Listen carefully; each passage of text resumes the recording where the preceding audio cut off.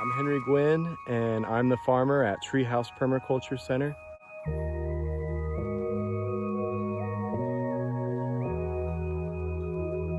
Here we grow a lot of produce and citrus for the local community.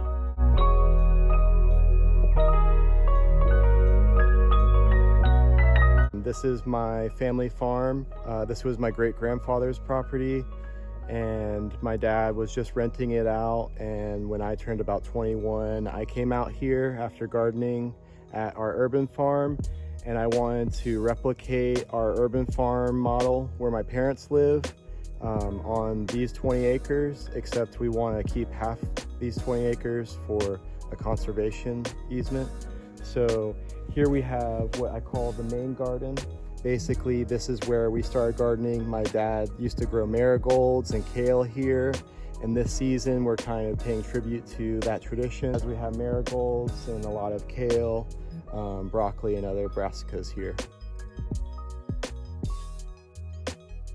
When I first moved here, like literally this property was a thicket.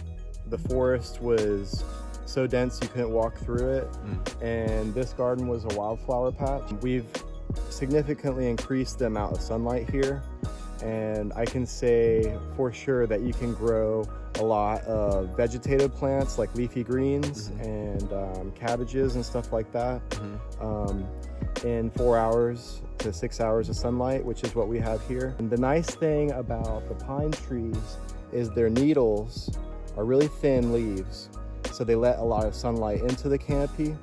And then this is a longleaf pine ecosystem. So a longleaf pine ecosystem is supposed to have really spaced out pine trees. So it's even pretty dense over here, but we've already thinned this forest. Okay. So we've let in a lot of sunlight, and so we have dappled shade. Nice. When we do have shade. We've been able to grow everything from peppers to tomatoes and leafy greens. That's awesome. All I've encountered is you might have more fungal issues if things are in a little too much shade or towards the edge of the forest. Right. I might have more powdery mildew or something like that. Right, where it's thicker plant growth and stuff. Yeah, and where the moisture doesn't evaporate as quickly. Right. But you'll see on the south side production field, the trees are a lot more thinned out, and we get a lot more sunlight over there. We basically have little microclimates. Nice. Where this is a good basically row of sunlight. You can see there's just like kind of like a long channel for the sun to come through for this main garden, but it gets very shady because we have a lot of these oak trees still here. Okay.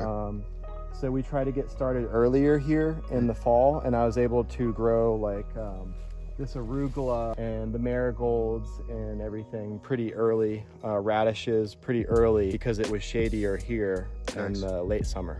Awesome. So microclimates are really helpful.